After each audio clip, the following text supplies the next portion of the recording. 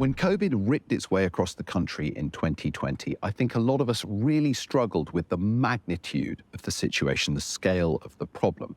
And of course, the scammers and the con artists and the conspiracy theorists went into overdrive, from the effectiveness of the vaccine to the disease itself.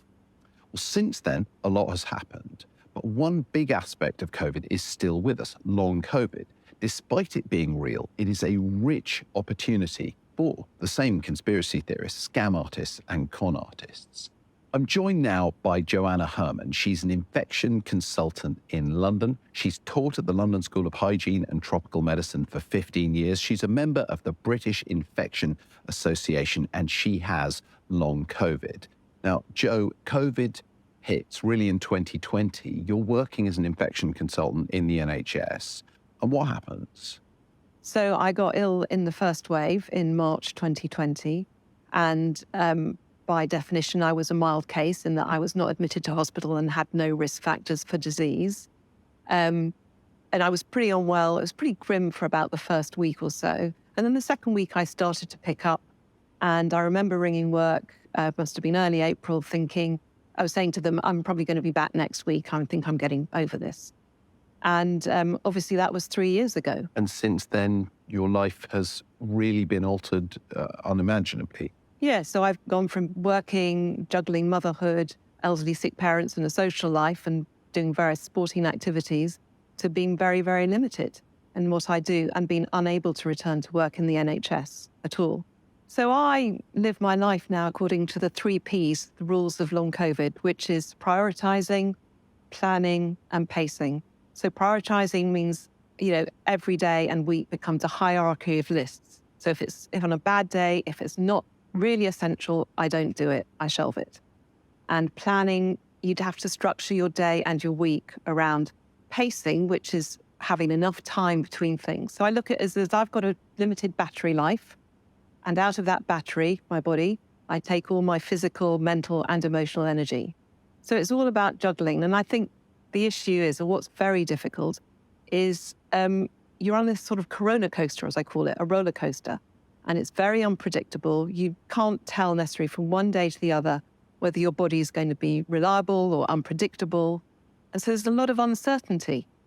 I think that advice is really nice. And those 3 kinds of energy, physical and mental energy, I think people often think of, but emotional energy is a big thing as well. An emotional day, dealing with family members, maybe dealing with children, that can be very, very demanding as well. So really, in the same way, if your mobile phone was about to run out of batteries, you might go, well, I'm not going to listen to the song, but I do need to use the maps. That's how you're rationing out your energy. You are an infectious disease specialist. What drugs are in the pipeline? Because a huge amount of research has been done on long COVID now. First of all, we need to pick apart the puzzle of long COVID. What were the underlying cause of the disease? Yeah, so understanding why the virus causes all these problems is going to be key to knowing what drugs to be able to use and what we need to target. There's millions of pounds that's gone into long COVID around the globe. And I think in the next year, we're going to start to see some of the results of those studies and hopefully have a more targeted approach to management. There is reason to be optimistic, but still be extremely cautious about the scams. What kind of things have you seen? So I've seen something called blood washing or apheresis. And that's been used for medical conditions for a while, but things that it's been proven to be useful for. But so the clinics in Germany and Austria and Cyprus that have been offering apheresis for long COVID. But as yet, there's no body of evidence, or there haven't been any trials to suggest it's useful. It's hugely expensive, and you find people are using their life savings to travel to these countries and go and have the treatment. And usually, in addition to that, they're often being offered as an add-on high-dose intravenous vitamins and other supplements, which all adds to the cost. So it's very expensive, but it's seductive, isn't it? Because the idea of blood washing sounds like a thing that you might need if you're feeling very fatigued, you're not feeling good. Blood washing sounds like a good idea. And the machinery that does it, effectively your blood is taken out, and we use it, as you say, for other diseases to remove certain components of the blood. So you can remove chemicals, you can remove certain cells. And so it would feel, I think, if you were lured into one of these clinics, very medical, very legitimate. I'm sure they listen to you. I'm sure they're very nice to you, but they will empty your bank account and there is no evidence that this will do you any good. There's no evidence as yet, I should say. I mean, there might be trials in the future, but I certainly think that there's a high risk involved. So for anyone with long COVID at the moment, we can be optimistic that with the amount of money being spent, it may well be we will find much more effective therapies in the quite near future. But it is really worth bearing in mind that people with this condition are very vulnerable to scammers. It's incredibly frustrating, and you have to be careful. So before you part with any money, definitely have a chat with your doctor. And I'd also say there are a lot of wellness clinics that have sprung up offering hope for long COVID and suggesting they kind of give you recovery for long COVID. And they, again, are very expensive, anything, I think, from £2,500 a day to £3,000 a week. And sure, it might well help if you go to the Austrian Alps and you look at the lovely scenery and someone prepares the food and you'll have a bit of yoga and a nice bit of meditation and a mud bath. I mean, I'd be very happy to try, but I'm not going to be paying for it. So these are kind of exaggerated claims. They may not do people any harm except for the extreme financial cost.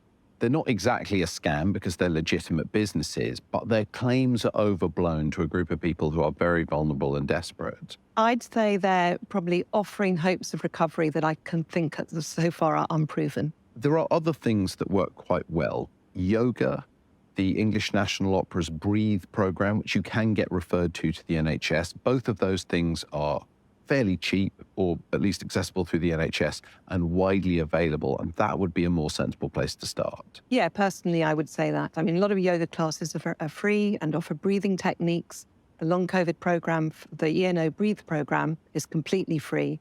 And actually, apart from just being very beneficial, it offers a sense of community. And I think that's been a real vital source and a lifeline for so many people that have been part of that program. That's brilliant, Jo. Thank you very much indeed.